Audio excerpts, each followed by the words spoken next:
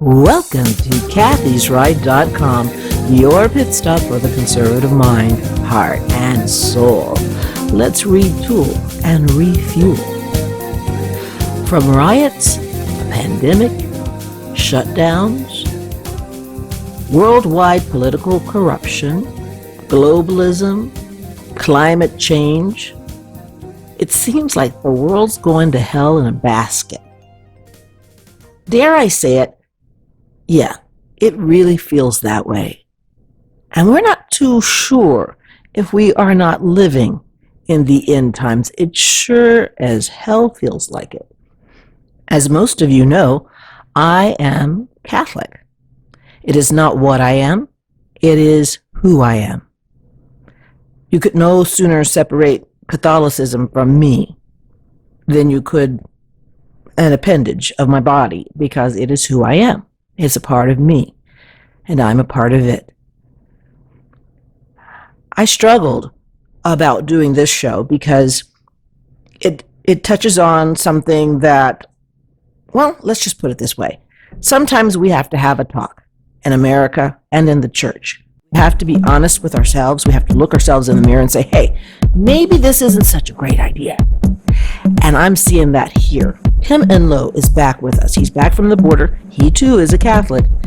And he's seen some things that really are disturbing to me, because out of the interest of charity, because we're all called to be charitable, you know, that's one of the three virtues, love.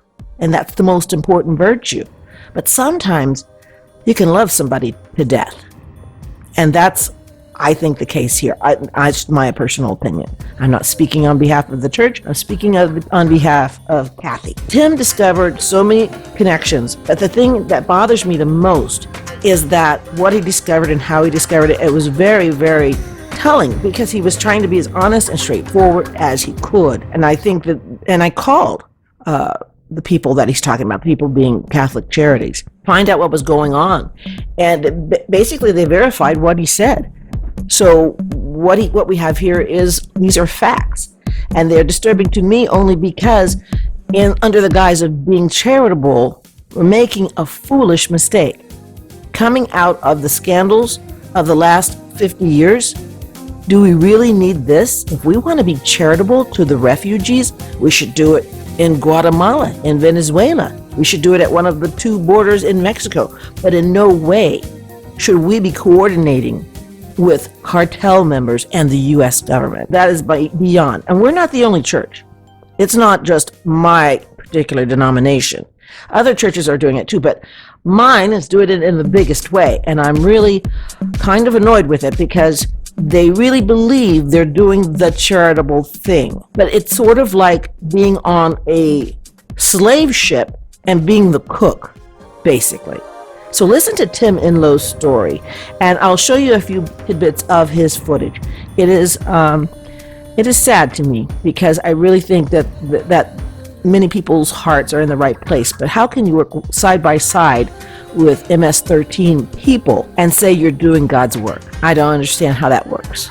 Hopefully, Tim can explain it to us. Let's listen to Tim Enlow. God bless him. He's an American patriot. His adventures at the border are very telling, and we really need to have a kitchen table talk about this as Catholics, as Christians. I mean, where does charity begin and where does it end? Charity begins at home, but by no means does charity have to remain at home. But certainly, we are not to coordinate with the devil in order to be charitable. I don't think so. I think there's got to be a better way. We've got to do a better job. We've got to be smarter about being charitable. So here's Tim Enlow.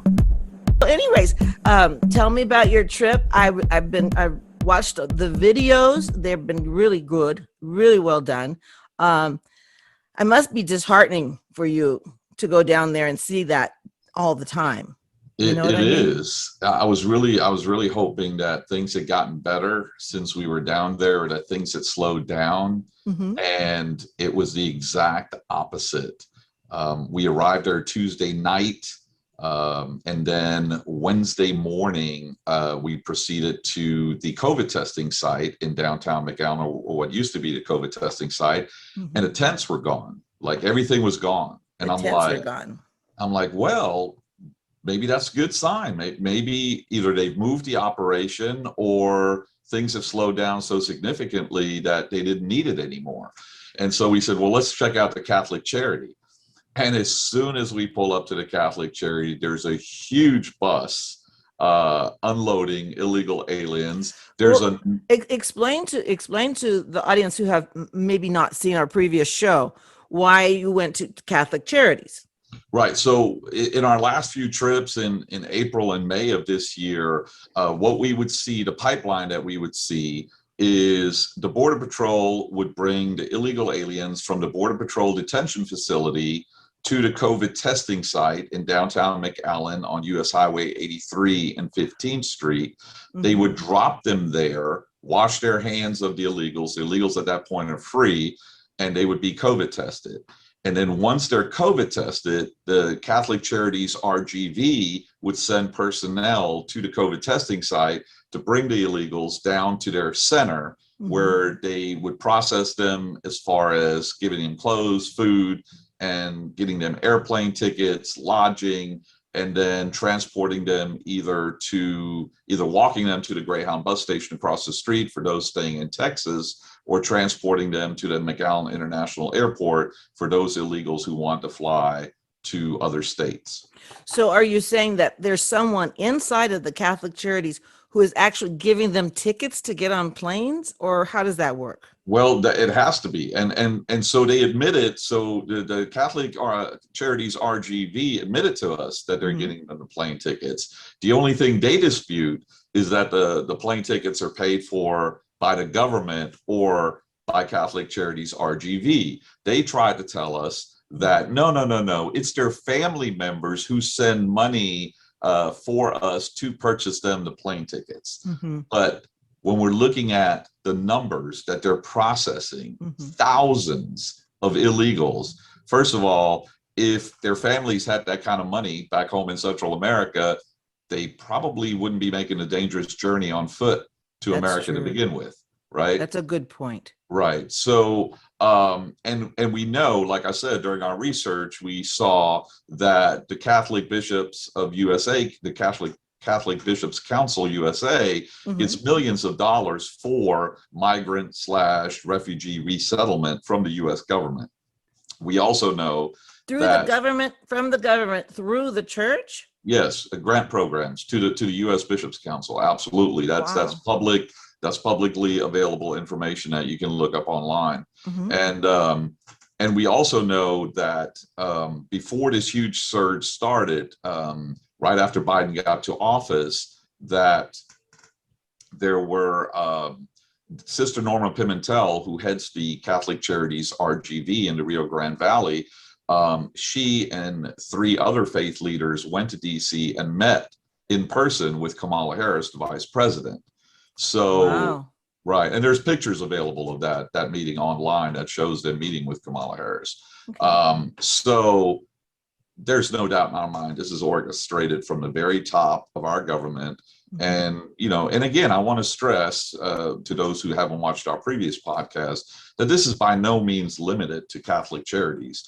Other faith services for years have been involved in helping refugees and others from other countries get into the U.S. by sponsoring them and things like that. But currently, the scale that we are seeing in South Texas is completely off the charts, mm-hmm. charts. We saw hundreds, just in a few hours being processed by Catholic Charities RGV in McAllen, Texas, as soon as we arrived. Do you think that that other do you think that Trump knows that that's going on as well, since we know and Biden knows and Kamala knows? And I don't see how he wouldn't know, but traditionally, and of course, we were there when Trump was there. We went to his event. Yes. We covered that. But, traditionally, these politicians, it doesn't matter who they are, right? When they're taking photo ops, there's a lot of things that are taken into consideration when they visit these places. First and foremost, there's a security consideration, right? And the Right. Secret Service is going to say, hey, we don't think you should go there. That's kind of hard for us to provide security there, or we, different things like that. Mhm. So, and they want the most bang for the buck, usually as far as visual, right? So Trump and Abbott standing by the border wall is a visual effect that they want. But that's not where the problem is, right? Correct. The Well, problem is that it's thousands of concocted. people. It's every photographer knows, you stage, it's a stage. Right. And that's exactly what it is. And they had a full blown stage set up there for the camera people and everything else. And, had US flags posted there and everything. But meanwhile, thousands of illegals are being processed in downtown McAllen, being dropped off by Border Patrol, and then housed, transported, fed by the Catholic Charities and the Catholic Church, as we now found out. And nobody's there. When we showed up Wednesday morning, you could tell that since we had been there in April, there had been zero news coverage because they were absolutely caught off guard when we got out of our vehicles with the cameras. And as soon as we did, there was a mad scramble by their staff, by security personnel, close all the doors, get everybody inside. All the windows are blacked out, right? Mm-hmm. And, they would constantly have their security peeking their head out the door to see if we were still outside with the cameras. They absolutely do not want this seen, what's going on there. I just, as a practicing devout Catholic myself, I'm really upset about this. I'm really upset to see that this is what we're doing.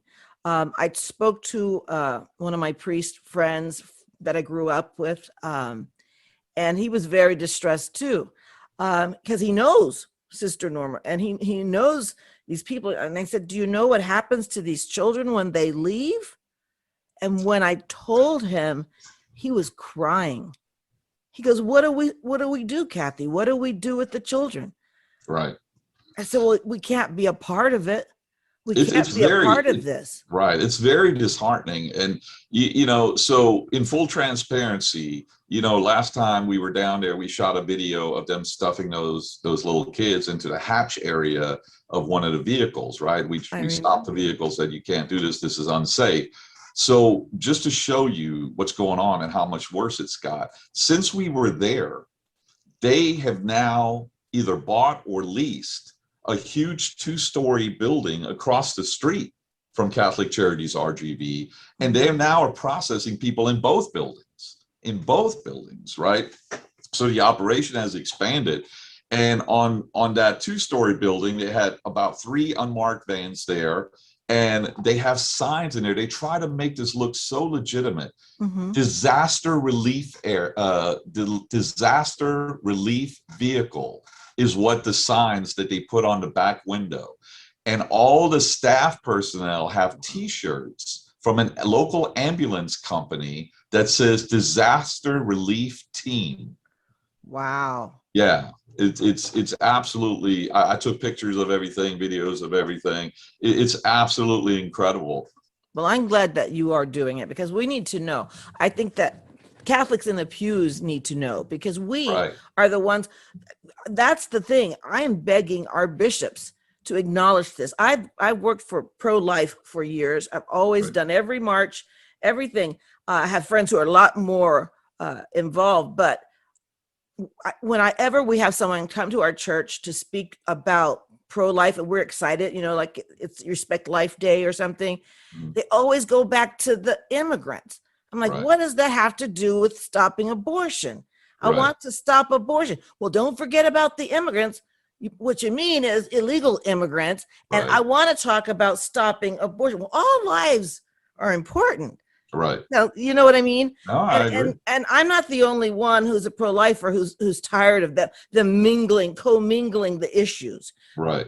One has absolutely nothing to do with the other. And if they really cared about life, you wouldn't encourage this, because people are found dead in these deserts. Children are found dead. Absolutely. I just had that argument with somebody on Facebook maybe an hour ago. And that's exactly right. Is that, he's like, well, what about the children? What are we supposed to do? And my response was, listen, what we don't do is continue to encourage millions of more children to make that dangerous journey by having a wide open border and giving these folks hope that they're easily going to be allowed into the country, because that only encourages thousands upon thousands more to make that journey. And we know that there's a percentage who die, who are exploited along the way, raped, robbed, trafficked. So of course, if more come, there's a higher percentage then of them that fall into that and that victimization. And that's not what we should want. If you're pro-human, that is the exact opposite of what you should want.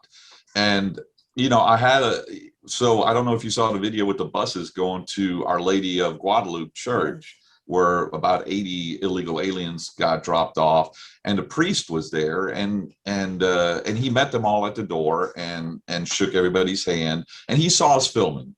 And so in the video, you'll see a Hispanic gentleman standing by the bus after everybody gets off, and he tells the bus driver, okay, you know, closes the door. And him and the priest came over. And, you know, I'm not a professional journalist, right? So afterwards, I kicked myself for not keeping the camera rolling, but I turned my cell phone off when I saw the priest and that gentleman come over, because I really didn't know if they were going to be hostile or if they were going to be intimidated by the camera, whatever the case may be. And I really wanted an honest conversation to take place between me and the priest. And so he comes over, and they actually brought 2 cups of iced tea to us and invited us to come have dinner with the illegals inside the church, right? Wow. And I looked it up. Is this Father Roy? if you show me a picture of him or something, I could confirm. He was an older gentleman, definitely older. I would say mid to late 70s, probably. Roy Snipes. Uh-huh. Yeah, I just called because I wanted to see what they were saying. You know, Right. I called about an hour ago.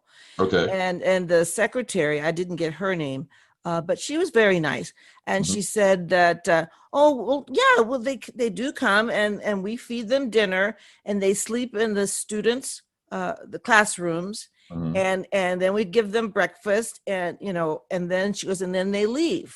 Right. And then she said, I go, where do they go? And she goes, well, I think they go back to some center, but sometimes a bus is there and sometimes a van is there, she said, and sometimes a taxi is there. And that they take them somewhere.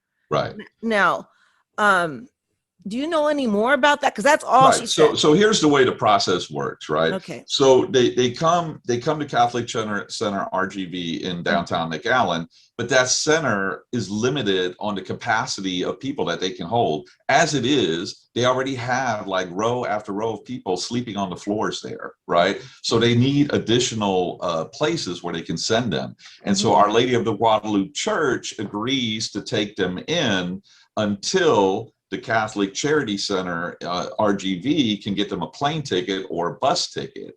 And then depending on when that flight is, whether it's the next day or the day after, then they transport them back to Catholic RGV, Catholic Charities RGV in downtown McAllen, where the staff then either takes them to the bus station or drives them to McAllen International Airport to be put on flights to where they want to go. Wow. So we're all part of this whole mechanism of trafficking, including the government. Right. And that's what and that's kind of the conversation I had with the priest, you know, because he said, listen, he said, we're just trying to help these people, right? And we're just feeding them and housing them until quote, they can get to their families up north. Right. That's what he said. Something to that. Right. So they have their families. But we know that they don't all have families here. Every one of these migrants was from Central America. And we don't even have that large of a Central American population in the United States to where literally in a month, 20, 30,000 a month at least would all be going to family members across the United States. Right. So we know that's not true. And it's not just my opinion. We actually, if you remember, we actually videotaped an interview with a migrant woman in the McAllen International Airport who was on her way to Baltimore. There was some more on their way to Los Angeles. and none of them had family members where they were going. And they all said they weren't sure what they were going to do when they got to the city that they had been bought a plane ticket. And then they become prey. And then they become vulnerable to exploitation.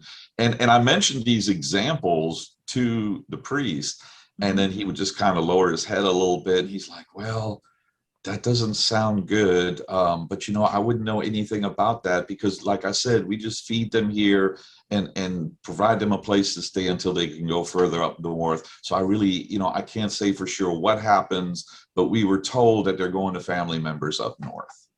Okay, as a bona fide Catholic, I have to say I don't think we should be a part of this. I agree with you as a Catholic. I agree with you. I don't think we should be a part of this. I think we have enough problems of our own. I mean, we're still getting over the last scandal. Now we're helping with the trafficking. This is crazy. Right. I think that just doesn't make any common sense. Right. And now, like I told you, the COVID testing tents have now been taken down. So now these folks aren't even being COVID tested anymore. Right. Oh my gosh. And exactly. And so now, and look, so on the one hand, we have the media right now already spinning up for this Delta variant, right, of COVID that's supposed to be coming from India. That's supposed to be much more transmissible and much more dangerous. And so they're already saying, oh, maybe I have to go back to wearing masks. Everybody. Yeah. Right. You know, be scared. Right. But yet now we're not even COVID testing these illegals anymore. We're just bringing them in.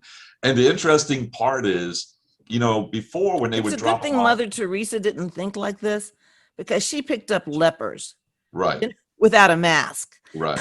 Yeah. She touched them, held them in her arms, kissed them.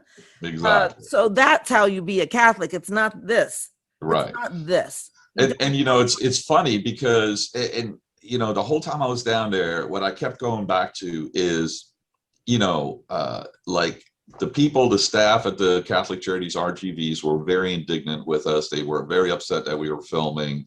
And, you know, then I spoke with the Catholic priest and the gentleman that came over with him.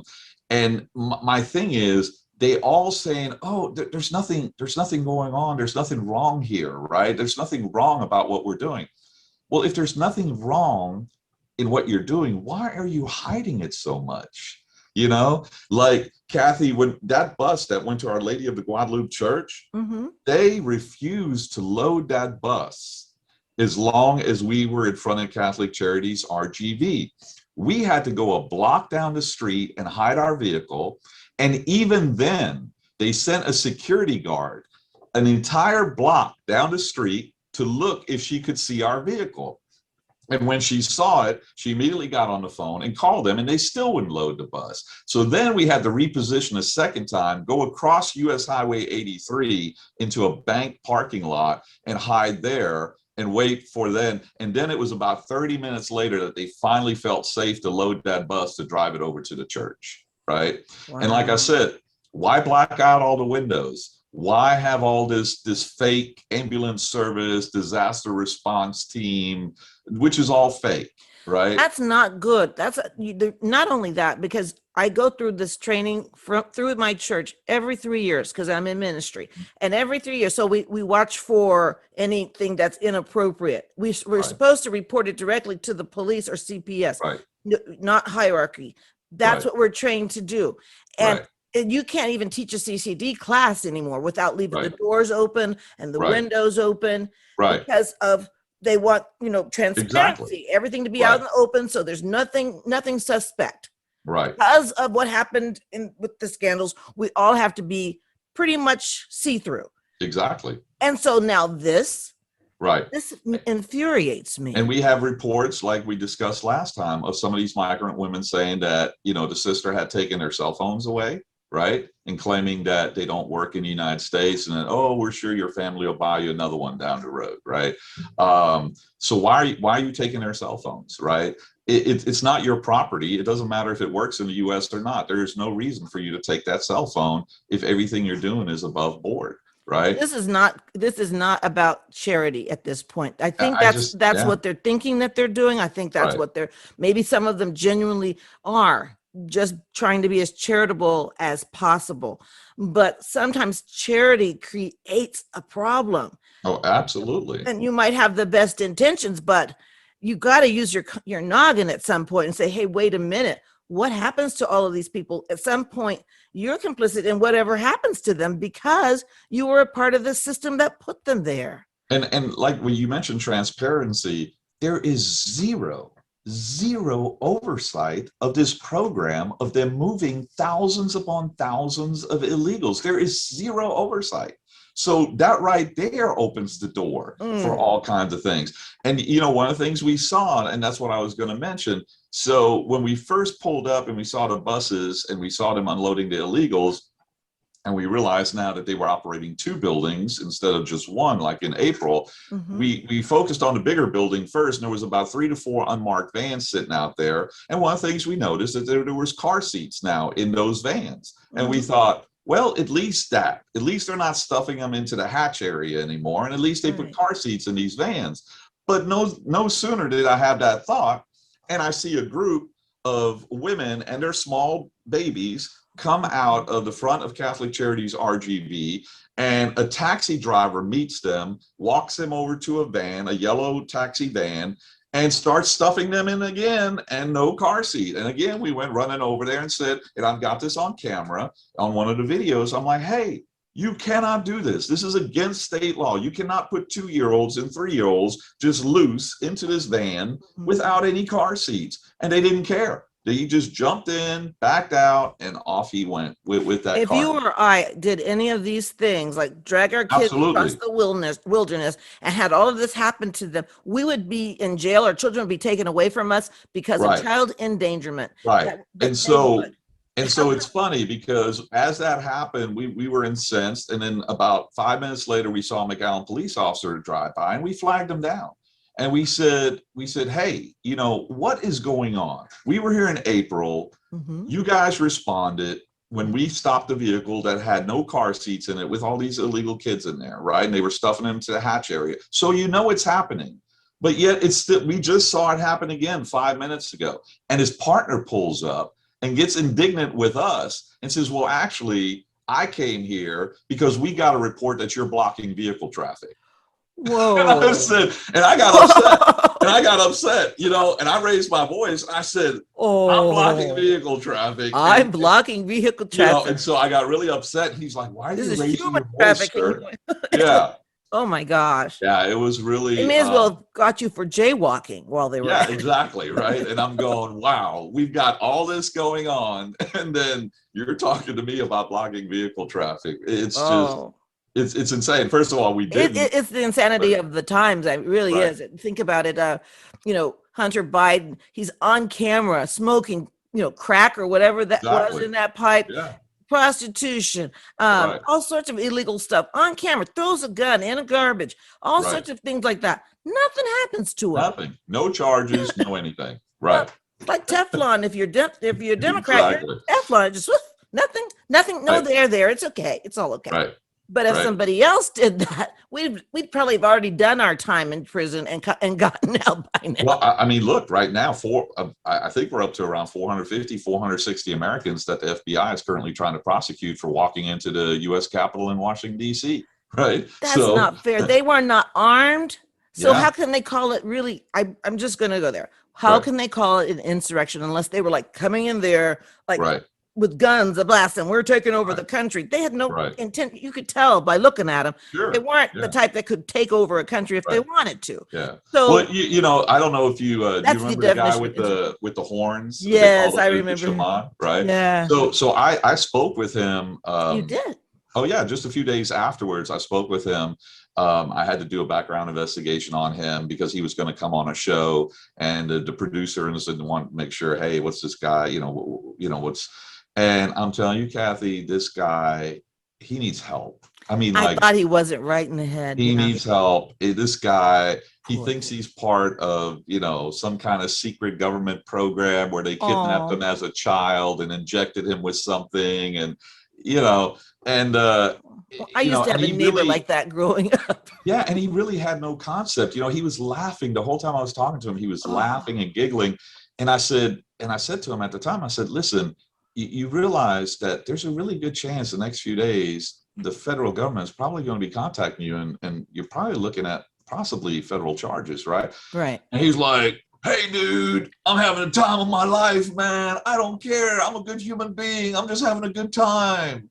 And Whoa. yeah, and so it's like, but these kind of people we want to put in federal prison, and the people that are transporting all these illegals, which is absolutely against the law in the United States. Completely. There are still laws on the books that you cannot facilitate in the transportation of illegal aliens. Nothing's happening. So Nothing.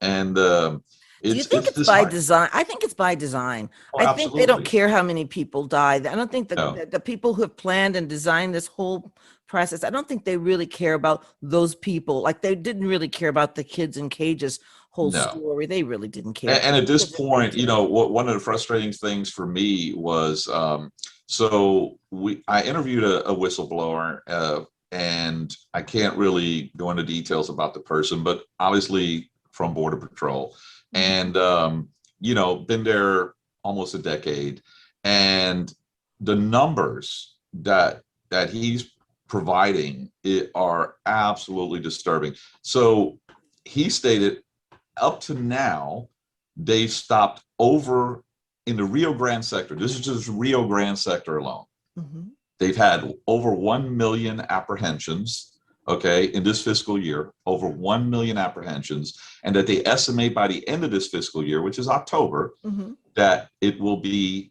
near 2 million apprehensions just in the Rio Grande sector. Now, That's apprehensions. That's not the those are people apprehensions. the Now, ones that got over without going through that. exactly. But here's the important thing Oh about that Lord. that he pointed out. He Yeah. said for every apprehension they make, they Right. average between 2 to 5 what they call getaways, right? People who Ooh. successfully avoided Border Patrol.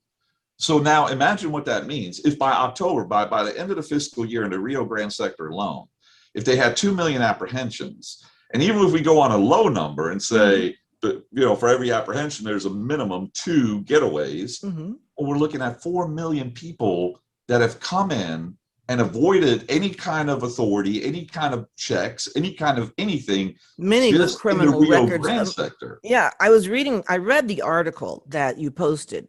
I don't know if it was today or yesterday, but it was really enlightening. It was talking about how some of the ones that are coming from like all the way from Africa. Oh, Africa, yes. Yeah, Africa, Sinhalese. I don't know if I'm pronouncing Right. that correct. Haiti, and many, many other countries, even Russia and those countries, many countries. That a lot of them were escaping, going to jail there Right. because they were Right. actually criminals, Exactly. And very much like terrorists. Trump And said, and terrorists. Right. terrorists, which Right. is a security threat for our entire country, let alone the rapists that are coming through. Right. I mean, do you think honestly that the rapists that are coming through are now going to be good American citizens and just go to Right. work and go home? No, they're Right. still rapists.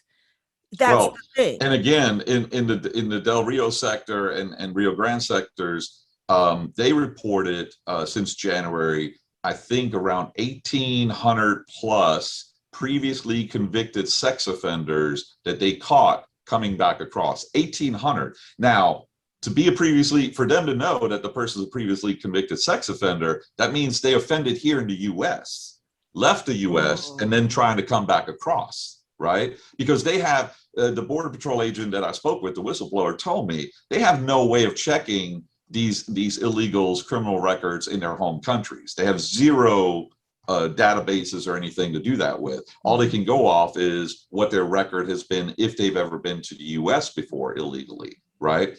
And even with that, and this is just the ones they caught, 1,800 previously convicted sex offender this year alone tried to Mhm. make re-entry into the U.S. So imagine how many have come across that weren't caught, and how many more are still coming, and how many are coming that we don't even know are sex offenders because we have no access to their criminal records in their home countries. And that is why we no longer allow our kids to play outside freely anymore. It's Like it's we really used. true.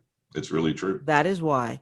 Right. When we were kids, we were able to play outside all day long, unsupervised, because we were relatively safe. I, my Now, my only my only orders from my parents at the time was be home by dark, you mhm, know, and I would never dream of allowing my kids that kind of freedom today. I no, just would not. you Oh, know, the and danger it's is sad. very, I want to, but you know, it's really sad. that is, that Yeah. is. Oh, Tim, I'm so thankful that you're telling me all of this, because really, I think people need to know. I really think we need to be honest with ourselves and talk about the good, the bad, and the ugly. And I'm really glad. I was thinking. I go, well, as a Catholic, and I don't want to say anything bad about the church, but you know what? Who better to look at this than a Catholic? You know, I who agree. who better to talk about this than a practicing Catholic? Because we need to look ourselves in the mirror and say, okay, this is a problem. Right. I want our bishops to address this. This Right. is why we'll probably never have a bishop from America be a pope, period, because Right. they're just too wishy-washy. I think in America, very, very liberal bishops here. I don't see, well, except for De Corleone. He's really good. Cordileone from San Francisco. He's very conservative. I like him very much. And then they took him down years and years ago because he confirmed my daughter, Right. in fact.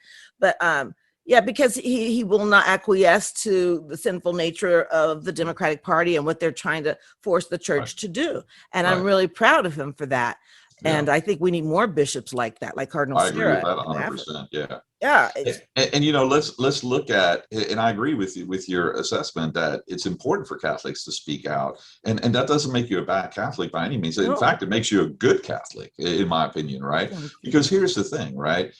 Imagine had more Catholics gone public with the sexual molestation of children Mhm. decades ago, right? Would have it been stopped earlier? Could children have been saved from going through Yes. that?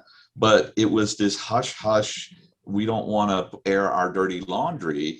And do we really want to repeat that cycle now with this illegal immigration issue? I don't want us to. You I know, don't want us right, to. I believe in my church. I think that it's full of chock full of people who maybe are sincere but have taken a wrong direction, and they're doing something that they need to be corrected. They need to be shown. I mean, I think they need to see, like, we have to watch videos every 3 years when we take that EIM class.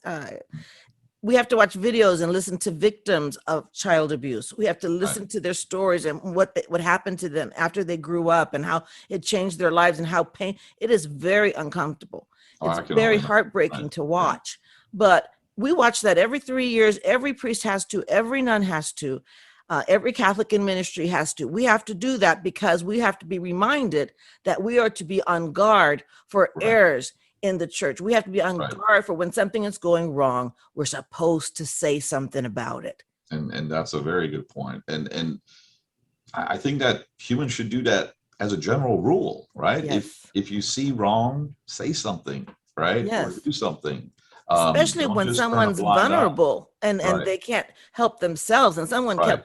can't help themselves. It's our responsibility, I Right. believe, to Right. do something about it or Right. shine a light on it. One of the first things we noticed Wednesday morning, you know, was as a group of illegals was walking in from the bus into the Catholic Charity Center, there was a small child. I want to say maybe 3, 4, maybe a little bit older, maybe about 4 or 5, but blonde hair, blue eyes, and looking a little bit bewildered.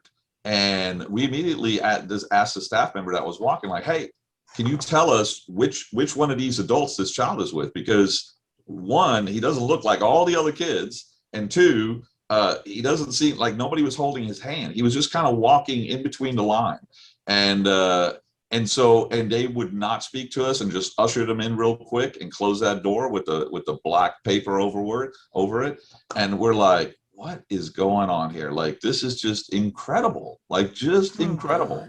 God. So yeah, it's extremely disturbing, and you know, I really don't know.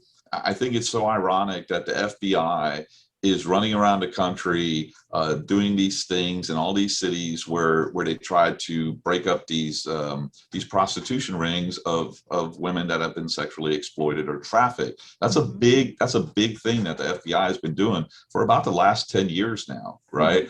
And I think that's a good thing. But I think it's ironic that they're breaking up these rings that are already here in the US and established, but not a single FBI investigation has been done to see how many of these illegals are being trafficked, how many of them are being exploited. There's just nothing. These people are just on their own, and that makes them fair game to the more unscrupulous characters like the cartels and things that we know are taking advantage of them.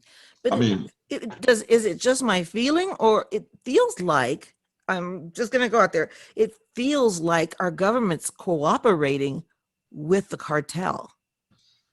well, I definitely think there's something going on because, again, speaking with this Border Patrol agent, one of the things he mentioned, for example, was that when Trump was in office, there was a heavy Mexican military presence on their side of the border. He said almost every day he would see Mexican soldiers, Mexican vehicles, and he's saying for the last 3 months, there's been none, zero, zilch. Because they remain He's in on the Mexico river. policy. They watched both of their borders. They have to pass 2 Mexican borders to get here. Exactly. And as we know, the Mexican president actually came out and blamed Biden for the current collapse of the border. I blame Biden. Right. And it's my belief, based on what I know about the drug trade from being a former law enforcement officer, it's my belief that the amount of money that the cartels are now making off of human trafficking based on this current Biden administration policy of having a wide open border, I believe now is probably equal to or surpassing the drug money income. And so they now have a dual. They now have billions of dollars coming in on both sides, on the drug trade and on the human trafficking trade. And that now increases their power to where they can buy off entire units of Mexican military and Mexican police. And so those units now are just pulling back and saying, hey, if the American president doesn't care, why are we going to risk fighting the cartels, to try to stop this human tide and that's coming across? These smaller countries, I was reading in that article, these smaller countries, their police and their soldiers are like getting paid. They're all getting paid. They're all making money. Yeah, they're like, I get $150. One of them said, right. It was more than half of what they made per month. Right. From just one person coming through. And so one of the interesting things too is that I noticed was in the past, when they still had the COVID testing site set up in downtown McAllen, right, the buses would leave the Border Patrol Detention Center and they would be driven by Border Patrol officers who would drive up to the COVID testing site, unload, and then the Border Patrol was done with them. Now, the exact same buses are being driven right up to the front door of Catholic Charities RGV, but not driven by Border Patrol officers, but driven by armed men, all of them masked, okay? And the patch on their shoulder said, security transport officer, right? They were all armed. They all made sure they had bandanas on, sunglasses on, so you could not see their identity. And again, my question is, who is funding this? Who is funding the ambulance service disaster emergency relief team that they had at least 30 to 40 of them in these buildings helping process these illegals? Then you have the bus driver driving these buses with cages that clearly were being previously used by the Border Patrol. I ran the license plate on one of the bus and it had now remember, it has cages in it, right? Like these people are locked up until they drop them off at the Catholic Charities RGV. Guess where the license plate came back to? Incarnate Word College. Oh, that's where the license plate came back to.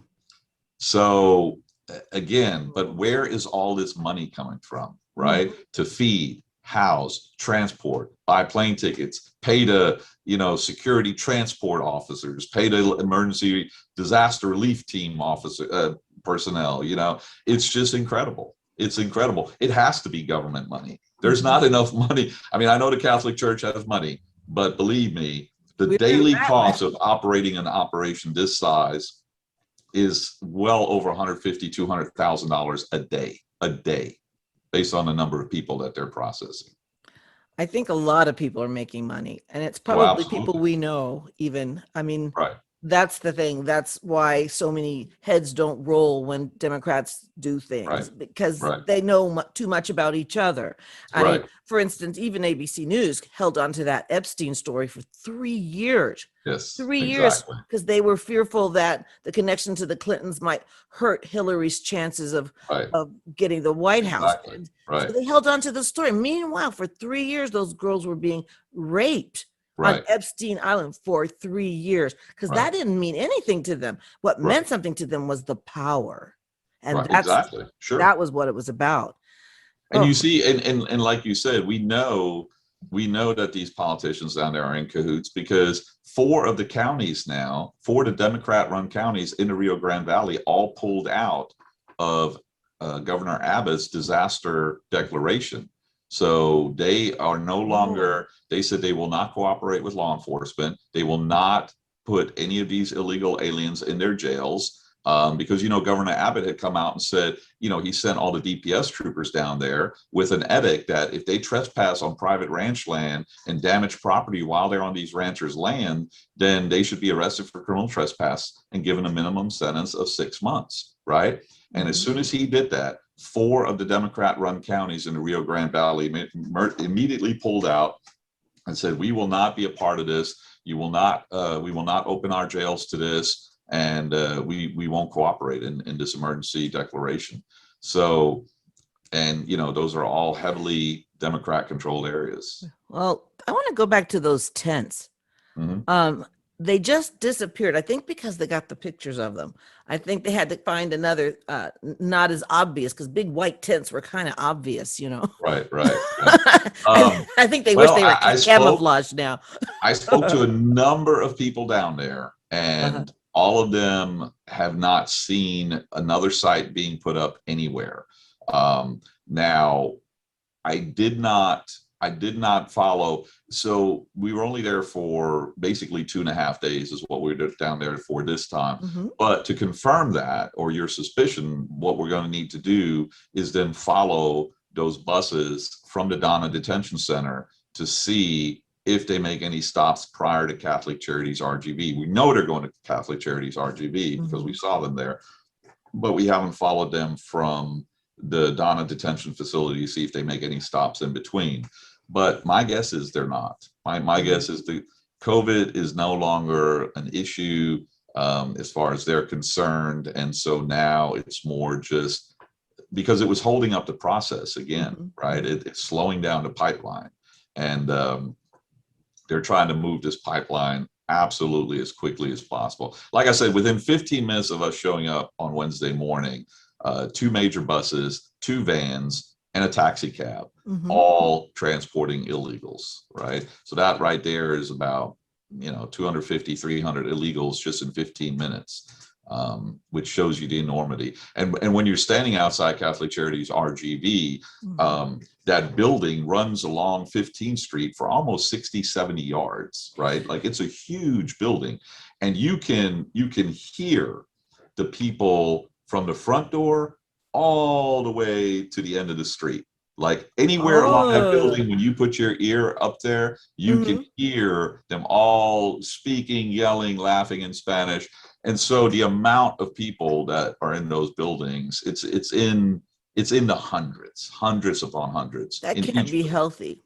That Right, cannot be healthy. That right. cannot be sustained. It's just uh, I'm just disgusted really about this, because I think everybody knows what's happening, but nobody's doing anything. Really, our government doesn't care enough about us that they let terrorists into our country, that they let criminals come into our Right, countries, and then never mind when these people arrive in the new school districts. They're going to be required to go to school, and what's going to happen to our students. We have a lame enough public right, education system. Now it's going to be more burdened, because half of the time they're going to have translators everywhere. I mean, right, even where we lived in California, I remember registering my children for kindergarten. Each one of them, we started out at Catholic schools, and then when we moved out there, it was too far away, so we went to a public school. We thought it was a good area, so right, the school would be good, and for the most part it was, but there were some things that just weren't uh, didn't make any sense. For instance, there was a lady who was registering her child at the same time I was registering my child, and she didn't speak English. Mhm. And so they had a translator for her, thank God. And the translator, I speak Spanish, but Mhm. what she was telling her was basically to lie. Mhm. And Right. she told her, she goes, oh, well, tell them that you don't have uh, the card that you give them to show that your kids had all their shots. Right. That's Right. against your religious beliefs, is Mhm. what she told her to say. Right. Oh Right. my gosh. And it was just, the whole thing was just all, and she worked for the school. She worked Right. for the school. So this Right. is how you get your kid in school Right. without your shots. But my kids had to go through all those shots. Sure. Right. Well, and I think what you're going to see here within the next 4 to 5 years are that a number of these schools are going to be mandated to have X amount of classes that are instructed in Spanish only. You're going to see that. We already started seeing that here in Texas in the mid 90s. We were already seeing that, right? Where some of the schools, because they had so many children of illegals in there, that they were then doing all the instruction in those classrooms in Spanish, right? Right.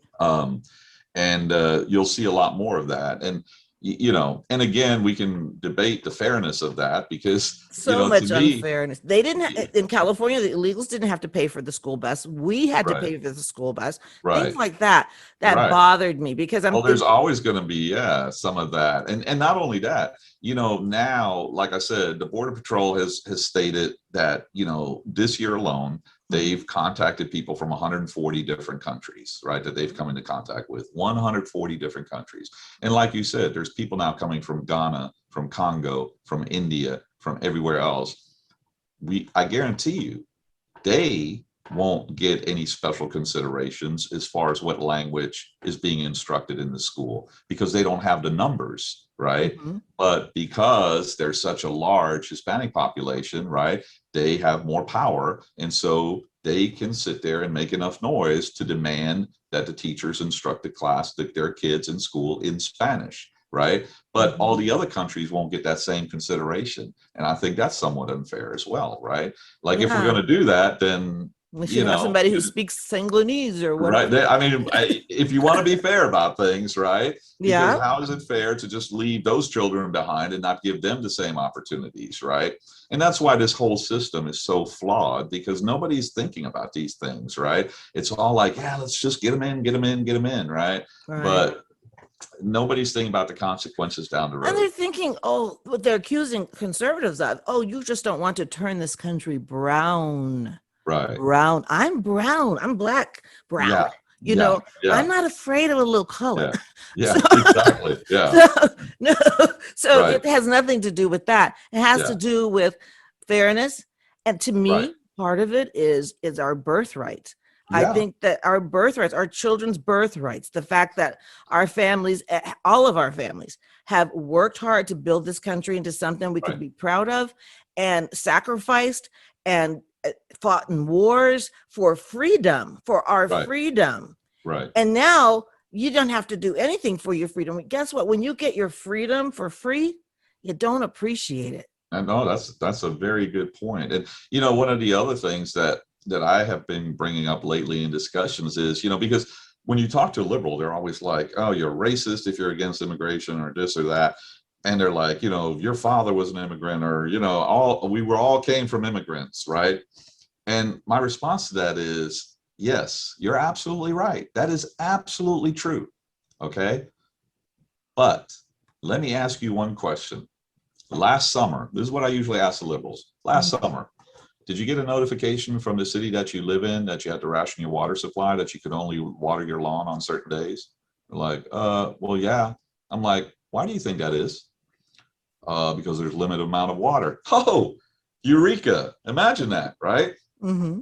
Have you been told by the power company that, please turn down your thermostats, so that there's not such a high demand on the system, right, during the summer months, right? Well, this year in Texas, it was during the winter months too, right? Oh, That the system couldn't handle it, right? yes. And so isn't it obvious now that we are reaching a point where resources are not as freely available as they were 200 years ago, right? We just don't have that capacity anymore in this country.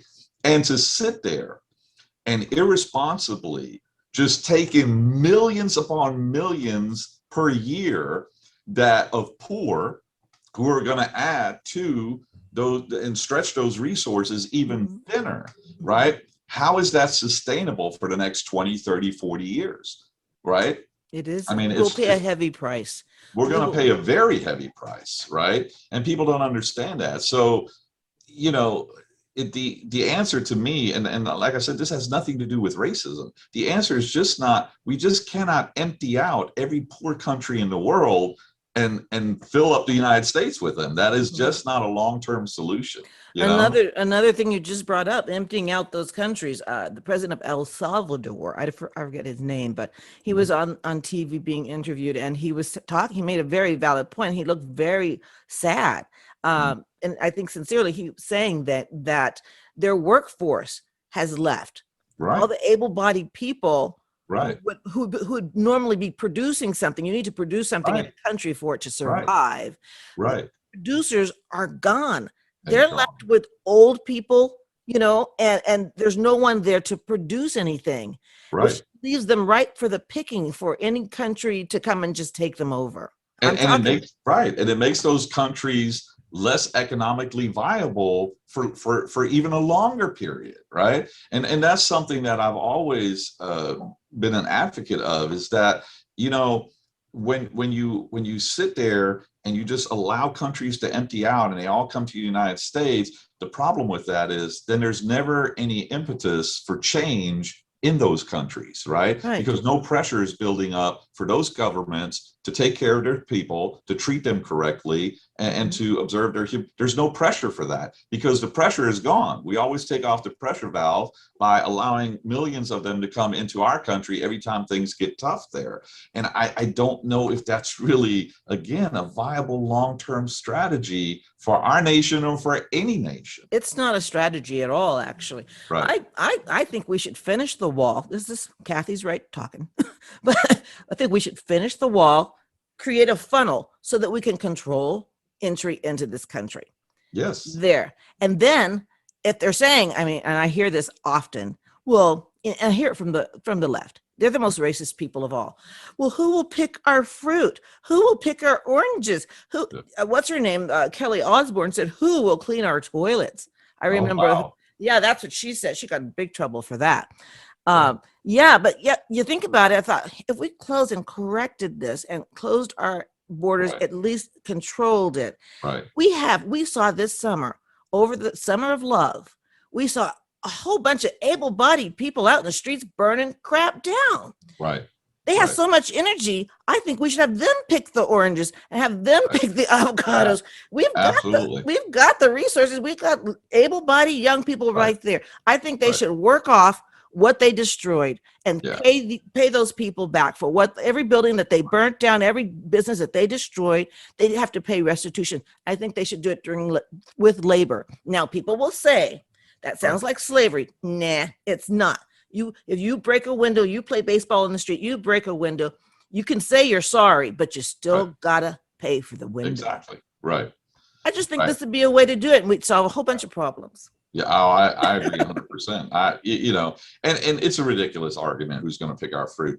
I know. There's millions. There's dozens and hundreds of countries out there that literally their own people pick their own fruit, right? Like Israel has a huge farming community, and Israelis pick that fruit or tend to those farms, the kibbutzes and stuff like that, and they all work together and they get it done, right? Yes, they do, because that's how you make for their country's survival. Exactly, right? And for your family business's survival. That's exactly right. That's why people used to have so many kids, because they needed somebody to do the work. Right. I remember going. I agree. I picked fruit growing up. I had cousins that had a ranch farm, and they grew fruit and vegetables, and they traded and they sold it on the side of the road. And baking in the sun of Louisiana in the summertime. It was Ooh, hot. no, I believe that. But Yeah. I tell you, and then I remember my cousin, he had like 4 jobs. He took me with him because he had to go buy watermelons from this guy with a watermelon field. It was like forever watermelons, and it's terrible to go to a watermelon field. I don't know if you've ever been to one.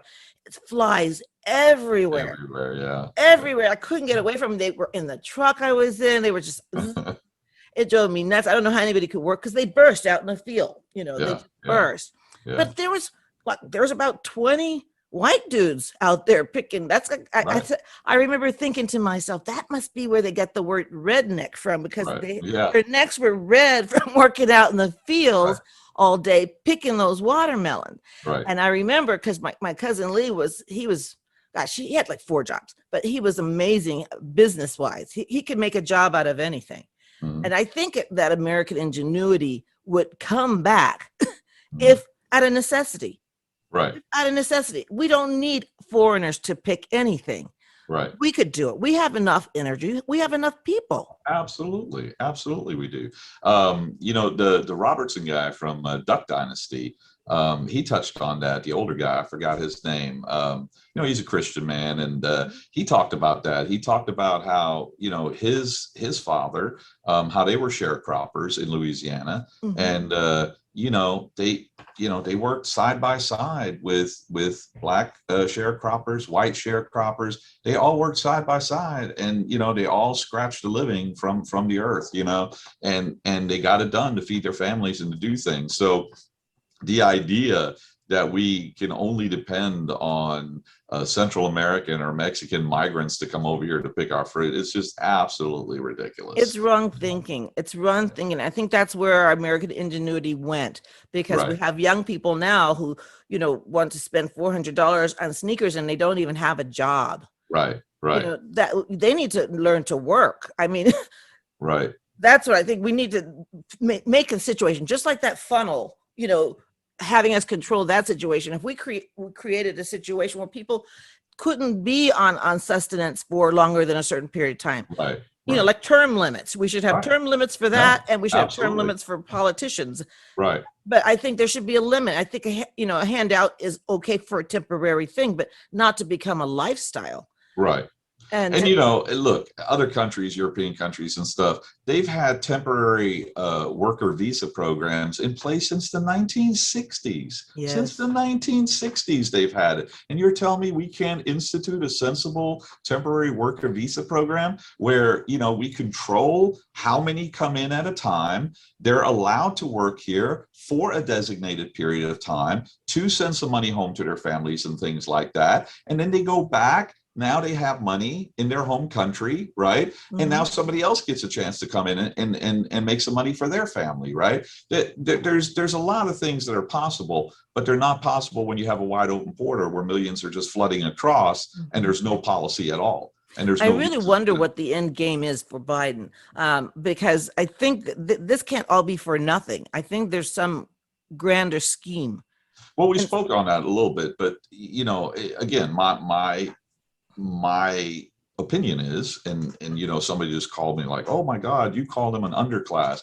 I said, no, I didn't call them an underclass. I'm saying how politicians view them.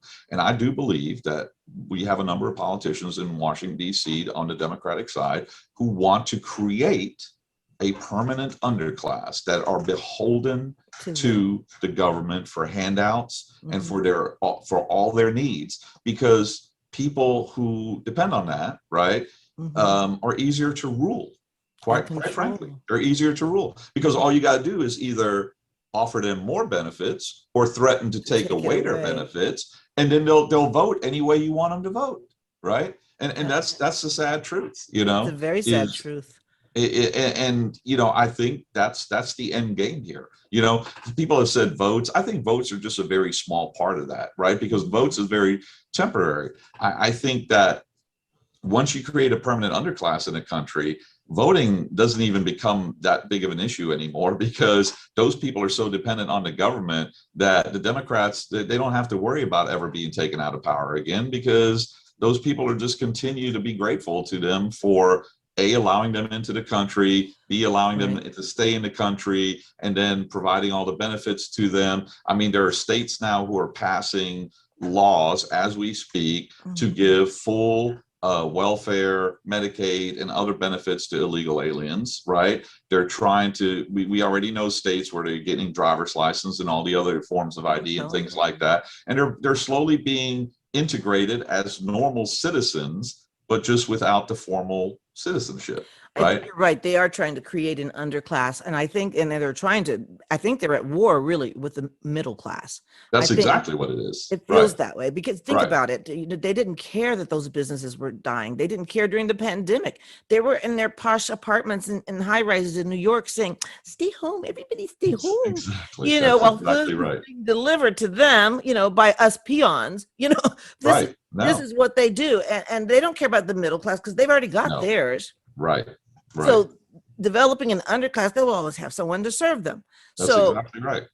but the middle class built this country. They won't have it anymore. They won't have it anymore, and all their money will mean nothing then. Well, their thinking is very short term, right? Very. Because again, we've seen what socialism and Marxism and communism, we've seen what that leads to, right? It never works out successfully Never anywhere, has. right? Never has, never will. But they don't care about that. They only care about the right now. And that's something that, I spoke with my dad this morning. We had that conversation. I said, 30, 40 years ago, Democrats, they had different policies than the Republicans, and they voted, on things differently. But there was some kind of it was like a slow, methodical process, like a slow dance almost between the Democrats and the Republicans. But now everything that I see, it's like the Democrats have just said, no, we got to drive this train off the cliff right Fast. now, fast. And It's why like so fast though? no more brakes, Why full so speed fast? ahead. And that's scary. It's I think scary. it's so fast because they fear. I'm not. I want to say Trump, but it's not Trump that they fear. They fear Trump because I support Trump. Right. The numbers they fear when they see those rallies. Sure. They get Absolutely. scared. They And fear I agree with that us. 100%. I agree with you on that. Yeah. Oh And I yeah. think that's what happened. I think over the course of last year, from 2016 on, really, right? Like you said, when they saw the rallies leading up to the 2016 election, and then they saw the rallies last year, Mm-hmm. right? And which is again why now they're saying that domestic Oh extremism, yes. is the number one threat, right? Because Right. that's how they plan to break up those rallies and control that by basically making it sound like it's all illegal, and anybody who would go to a rally like that is a insurgent, who wants to overthrow the Who government. And needs deprogramming, right, according to Kate Couric? exactly right, famous deprogramming, right? Yeah. uh Meanwhile, they're programming illegals as they come in. I mean, they're and, programming them. They're putting and them in that's right. programs, literal. So when you look at that, really, yeah, that's exactly, look, this is not something new. It's Right. been tried, over and over again. Pol Pot, in Cambodia, and in the communist countries everywhere. This has all Yeah. been tried, and it all led to horrible abuses of humanity and deaths. And unfortunately, the Democrats are pushing us right back in that direction. Because I don't know how much I really compare this, to Pol Pot, in Cambodia. They went into the cities and they wanted no educated people to remain in the cities. Right. They took anybody who was a teacher, had a job, taxi, anybody, and they depopulated all the cities and forced them into the fields and said, here, you're going to farm now for the greater good for this country. And you know what it led to? Humongous famine, starvation, and over Wow. 3 million Cambodians dying.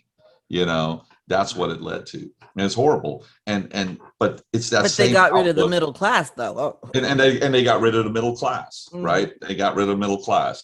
But again, like you said, the middle class is so important in any nation. It's the backbone of that nation, and it's sad. It's sad to see that we're making the same mistakes that history, is full of. We still got a lot of real Americans. We outnumber them. They make we themselves do. seem larger than life. It's just like I don't know if you ever studied exorcisms or anything, but the demons tend to do that. They are really very small, diminutive demons, but they make themselves seem more powerful than they really are. And I think the left do that. They do that via the television and the media and controlling like our communications, like on Facebook. They're trying to control us and tell us what we can and cannot say. And Right. that demon seems so large and so powerful that Right. we feel like, oh, we're just powerless, we can't do anything. But guess Right. what? Americans are fighting back. Oh, We're yes. not Yes. taking this. We're not just going to lie down and take this. This is not happening. Well, they Not on certainly our turned watch. out. It was good to see that, there was a lot of patriotic Americans that turned out when Trump and Abbott came down to the Rio Grande Valley. My only, and I get it, right? They want to show their support and they're happy to see Trump again and things like that. But what I'd also like to see, and that's what I wrote on my Facebook post, is, we need those same people. Imagine, because there was several thousand people, patriotic Americans that came out to show Abbott and Trump their support. But what if those same thousands of people stood in front of Catholic Charities RGV and said, we're not leaving and we're not allowing you to process any more illegal aliens here. We're Well, not let's do doing that that. then. Right. I think we should do that. Right. And that's what we If need. Trump had We gone need there, they would have done that. Absolutely, they would have done that. Absolutely, they would have done that. And so that's what we need. We need these patriotic Americans to become activists, right? They all have cell phones. Start documenting. I'm nobody. I'm not a journalist. I went down there. I just got my iPhone and I just started filming these videos. And anyone can do that. And we need hundreds and thousands of people to do that until it builds up such pressure on the politicians that they can't hide this anymore. Well, I think that's the thing. The key is, I think patriots have to become more vocal, not sit on our hands. And I'm not seeing us sit on our hands. I'm not seeing it. I'm seeing a lot of people, even people who are turning away from the Democratic Party because of Joe Biden's idiocy and Kamala Harris's inadequacies. She's completely inadequate. Did you see that her visit to El Paso? I've gone through that El Paso border thing, going from Mexico to Texas. That's like going to Taco Bell. That's nothing. That's nothing. But I would caution one thing about that. I saw a lot of blowback on that on Facebook and things like that. And they're like, oh, she's so, out of touch that she doesn't know that that's not where she absolutely knows. She knows. It was designed to draw the attention to that and away from ground zero, which is the Rio Grande Valley, is where the millions of illegals are currently flooding across. The truth of the matter is she knows very well what's happening. She knows children are being trafficked. She just doesn't care. She doesn't care, right? Because it doesn't fit their political agenda. Right? Exactly. The power is not in it. I mean, that's exactly right. If it got them power, she'd be there. Right. But it's not going to get them power, so what's the point? Right. And that's the truth of the matter. It's a sad statement on the left, but I think they're going to be learning a lesson. I think that right now there are so many Americans who are fed up and they don't want to see their country go down the tubes. We're watching it go down the tubes because we watch TV. We've been stuck at home for a year. Right. But now people are out and about, and we're not about to let this play out. Now, September is supposed to be the last of these payments for the job thing, the extra $300. Are they gonna continue that, do you think, or you think they're gonna stop it like was planned? I think it depends on, quite frankly, whether or not they can play this Delta variant up quickly enough and make it seem scary enough to where they can justify putting more restrictions on again. Right. I don't think they're going to get away with that because people are fed up with masks. I think people are ready to take. I would hope so. But I got to be honest with you. I was just in New York a week ago. I wanted to ask you about that. Let me tell you something. There are still plenty of New Yorkers walking around with masks on in Central Park by themselves in the sunshine. They've just been so conditioned by the media. I laugh when I say it, but it's really sad because some of those people, in my opinion, literally have been traumatized and brainwashed.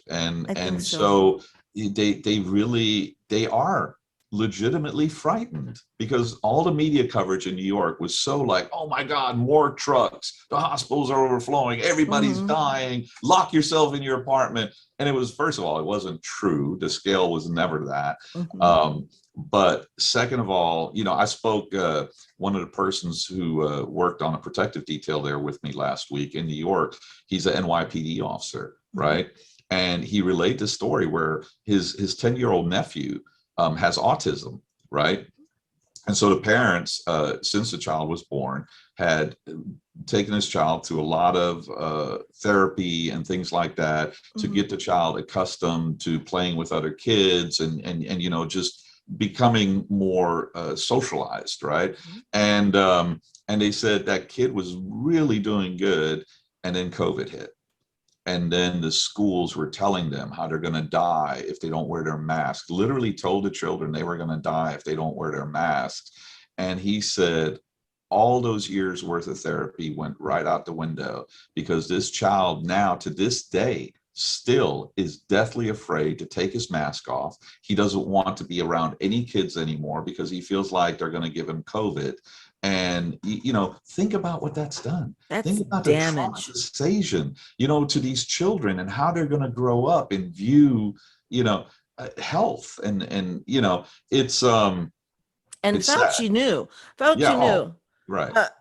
And then even after he knew, he went on to say, "Oh, if one mask is good, then two masks would be better." Right. Oh, I kid you not. I was walking around Central Park. It was like I said, about 7, 8 days ago. Yeah. And, it was normal seeing people wearing masks, but I literally saw a person walking with a mask and a plastic face shield on by themselves in the sunshine in Central Park. And I was just like, wow, like how frightened must they have made you that you feel the need that in the fresh air. And I thought, maybe I'm mistaken. Maybe there's COVID in the trees right now. No, Jump I up and see down it on too. me. I don't know, You but know how hot it is in Texas. Nothing could survive that heat. yeah. And I'm I seeing don't know. people out there, and I'm like, really, you poor thing, you I poor walked thing. around per day. We put about 6.5 to 7 miles. We would walk around Central Park, and Wow. I never wore a mask. I never had any issues, and as I haven't since this whole craziness started. It's Well, I'm going to have my friend Danny back on the show because we're going to talk a little bit about this because we're talking about all the information you can get about how to build your immune system and how to, take better care of yourself right, so that you're less prone to get a disease right. and how germs actually work. Wouldn't that be more value to teach that in Huge, school rather than huge, gender huge. stuff? Right, How to take right. care of your health and not teach them all about sex. I mean, Yeah. really, that is. Well, I mean, we know in this country, we know we have an obesity problem. We know we have, and it's been proven over and over again that these issues lead to other issues, right? And make Yes. you more susceptible, your immune system and everything else, And in my case, I mean, I'm getting older now too, and so I'm finding myself more and more. The more I work out, the more I seem to get injuries and get hurt. Right. But I keep at it because I know that longevity wise, it's important for my body. It's important to have strong bones, strong immune system, strong, it's important. And so you have to, and I agree with you. I think that is where the focus should be, is getting our population healthy to begin with, so that when these things come along, there's a much less of an impact on the general population because the general population as a whole is healthy. And we can't say that right now about our population in this country. No. We And have you so saw the many people. morbidity of obese people, the morbidity rate with the COVID that they tended to die. Absolutely. And to me, that spoke volumes about the importance of health. And I think they're not teaching enough health. I think they're Oh, spending too much and time. I think, like you said, I think there's also a natural element to health that we're not focusing on. Nowadays, the doctors, the number one thing is, well, take this pill. Oh, you're having a side effect from that pill? Well, here's a pill to They deal give with you a. that side effect. Oh, now that's giving you another side effect? Well, now we have a pill that counteracts both those side effects. And then you're putting all this stuff in your body, and all it's doing is slowly but surely breaking down your immune system because the pills are doing it all instead of your body having developed this immune system to fight off these things, right? And so many Americans now I'm are living proof of what you just said. I mean, it's really true. that happened to me, and for one thing, and then they said, "Well, you got the side effect." I go, "But now I'm feeling a little bit. Oh, well, here's another pill for that." And then I Right, went to the pharmacy, and the pharmacist looked at my chart and she goes, "Whoa, like how many things are you on?" And that was a big wake up. Her saying that like that, she was like, and I thought, maybe that is a lot for my age. And right, I found another doctor. I went to another doctor who studied Eastern and Western medicine, and it was kind of giving me, ideas about getting off of that medication and what right. I could do naturally to get off of it. And I'm off of it all now. And so, Good. That's awesome. yeah, and I'm healthier than I've ever been. And Right. I sleep better. I mean, I was having See? to take sleep medicine because the medicine they gave me during the day for this, Right. you know, Right. now I don't need any of that. So, but, and That's plus also I go to church more, I go to mass, and I think right. that's brought a lot of peace for me. And I'm going to Right. pray Your for, mental health, which is yes, huge. Right. that's the thing. Well, I think my Catholic faith really, Right. really Right. has helped because I do more meditation. I do my rosary and I meditate every day now. And it's been awesome. It's like night and day. And I Right. can't tell you what that medicine just dulls everything in you. It makes you, you're not who you normally are. I mean, I agree everything with that. it's the best thing to do Almost is, like you're in a fog, right? yes. And And you I don't was. realize it, right? And you don't realize it until you're really off it for a while. And then you start actually feeling again and you actually start experiencing these things Because you're again. supposed to feel Right. things. Yeah. You're supposed to, Exactly. when somebody dies, you're supposed to be sad. If something, Right. there's some things you're supposed to feel, but I think that they numb everything. They numb this That's feeling and exactly that right. feeling. And so now it's like, I'm scared to get I won't take pain medications or anything like Right. that because I said, I'd rather go through this a little while, Exactly. the pain, Right. than get on something that's going to get me on something else. Exactly. No, that's exactly right. And good for you for feeling that way. And, the proof is in the pudding. I mean, with these medications and stuff, one of my big frustrations and concerns, other than, illegal immigration, is, the way for the last 20 years that we've been involved in these wars, the way the VA and doctors have treated PTSD, and so many of my friends, right? And they put them on all these meds. And we have more of these guys than ever killing themselves, right? Yeah. And I believe a lot of it is because they just trusted that these meds were going to fix it all Fix for it. them, and they don't. They No, they don't. don't. They And don't. also another thing that I noticed when I was coming off of all of that medicine, I mean, literally my doctor had me on like a schedule on how to break it Mhm. down because he knew Right. I really wanted not to be dependent on anything. And so, but when I was coming off of it, I thought of the weirdest things like, oh, remember when they had the bombing, I think in Paris or something, and we were saying pray for Paris. Well, Mhm. I remember my first thought then, because I was at that time on medication, I was thinking, oh my gosh, I hope they have medicine at home. Yeah. Yeah. That was like Yeah. Yeah. what's going to happen to them if they run out of their medicine? Because, Right. because No. that's where I was because I was Right. taking all that medicine. So the Right. thing is, you have to step back and look at yourself and go, okay, what's going on here really? Right. Why am I medicating? And let's fix that. I'm not talking about root causes like Kamala. I'm talking about No. fixing your body Right. and there's a lot of ways to get your endorphins going again and get your Right. own serotonin kicked into Exactly. gear. There's a lot of natural ways and they work. Right. Most of all, for me, prayer worked. Right. That was the best But thing. I think the difficulty with that is that when you're on those medications, I think it's very hard for people to cognitively take that step back, right? Also, Because their senses are dulled and because they're kind of in that fog, so they don't right. even realize it, They right? And don't that's realize the they're in the real fog because they're danger. so used to being in the fog. Right. So that's the real danger. And hopefully that's where they have compassionate and caring family members and friends who aren't afraid to say, hey, we need to sit down. I want to talk to you about this because I think this might not be helping you in the way that you think it should, Do you notice we haven't had a lot of mass shootings, although they count gang killings now as mass shootings, but they every time I've thought about this a lot, because I really think I'm onto something. They don't talk about back in the days when Phil Donahue was on TV and they were talking about Prozac and things like that. And they would talk about how, when people go on them, so many people committed suicide on them. I think the people who go crazy and do these mass shootings, I think they're coming off of medication. There was some studies done on that. A lot of them either had been on them, had been on psych meds, had not taken their psych meds the way they were supposed to. Yes, a lot of them You go through a are in that. withdrawal, even though they say it's Absolutely. not addictive. You go Yes. through a withdrawal. That's why they tell you to break it up. And I'm thinking, I've never felt so uncomfortable, and I Right. can't wait for this part to be over. And And it's, it's, yeah. I'm telling you, there's something to that, and they Oh, don't.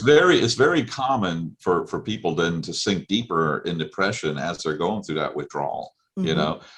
One of the examples of that is the Aurora shooter that went into the movie theater in Aurora, Colorado. Mhm. He had gone and talked to a psychologist and told him that he was having visions of killing people and things like that, and they just continued to feed him meds.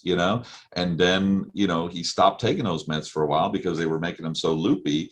And as soon as that he stopped taking those meds, He he was went out and going shot. He went into exactly. that movie theater and started killing people. That's what I think. A Um, lot of people, because when you're going through that right, period, transitioning from taking the medicines to not taking the medicines, your right. body goes through something. And I tell Oh, you, absolutely. I didn't want to shoot anybody or anything like Right. that, but I could see how that could happen Sure. because Right. that was very unnerving. I'm just so glad I got through it. But I had a really good doctor that told me how to do it and what to Right. expect and Right. those kind. But see, if somebody just stops taking them on their own, Oh, they yeah. could literally become a Especially crazy cold person, turkey without, like you said, any kind of withdrawal process. There's very, very, very serious dangers involved in that which for is sure. why we really need to have our doctors stop. Well, doctors pop a pill for everything, and that's how they're trained. It's not like they go out to do that on purpose, but that's Right. exactly how they're trained. And that's how my last doctor explained. He says your doctor wasn't being a bad doctor. This is just how they were trained to address what you Sure. present to them, And so what you need to do is hopefully find a doctor that understands the whole picture and looks Right. looks at your body holistically, Right. and it's I was not. just going to say that. Yes. I wish in medical schools they would focus a little bit more on the holistic aspect of medicine, right? And how to sit there and help people get better without all the pills. I mean, there's some things obviously there's no other way to do it except for pills. But I Mhm. really do And think there's as a no whole, shame if no, somebody's going no, through no, suicidal absolutely, thoughts or something. There's no shame in getting some help like that. But right. I I agree. think it is a mistake to think that you have to take that for the rest of your Right, and to life. become over reliant on anything like that, and Exactly, like I because said, I would yeah, take it again if I went through something serious. Like right. my mom died a month ago. It was very hard, Oh and it yeah, would have been easy to start all of that whole process again. But I'd rather deal with the actual pain, and right. and cry and feel what I'm feeling and be honest with myself and go through it. And Yeah, that's how you grow. That's how you were meant. We're supposed to grieve. and Do I you know really I was believe, offered medicine because of that? right. I was offered at the doctor's office. Now, you Sure. sure you don't need something? I'm like, Yeah, I'd rather not because I don't. I just don't yeah, want to go down that road again. right. And in my opinion, I really believe you process through those stages of grief more efficiently and faster than if you're on medication. I think the Yes, medication actually prolongs that, I agree, a and hundred percent. so yeah, I think you did the exact right thing in that case for Because sure. I mean, none of us gets out of here alive. I mean, That's everybody's for sure. going to experience some sort of loss, and Right. how we deal with it, how we carry that cross, that is something that we need help from above. I totally know that that's what saves me every day.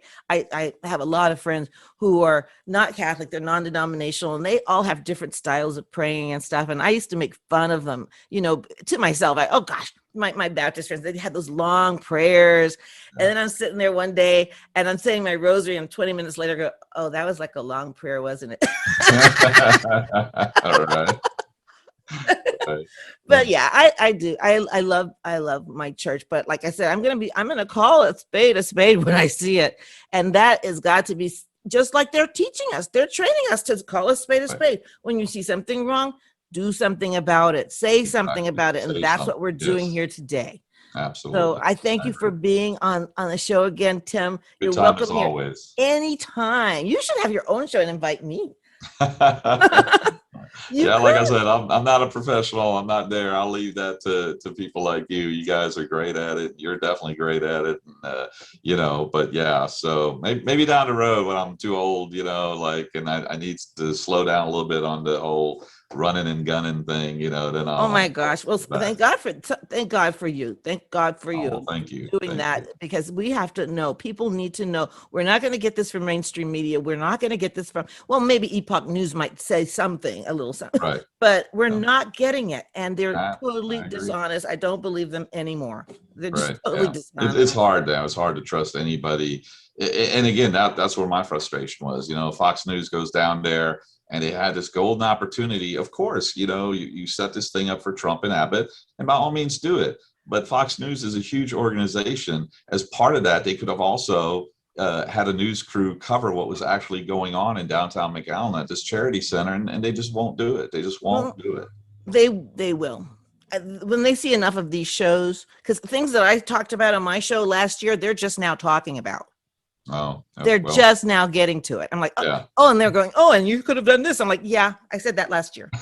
Well, maybe better late than never, I guess. But I'd sure like to see them get in front of this thing, because they're fearful. They're working from a place of fear. Sure. That's why they're very, like, remember when Newt Gingrich said something about Soros? And they hushed. Yeah, because they're scared. Yeah. They're all scared. That's the problem. See, the beauty of being old is you're less scared. I agree with that 100%. But God bless you. Come back and see us. Likewise. God bless you. Kathy's Right.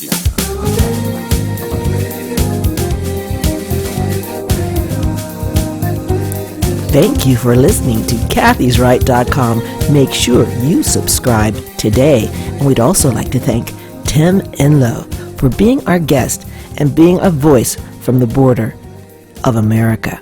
God bless America. God bless you too. Bye.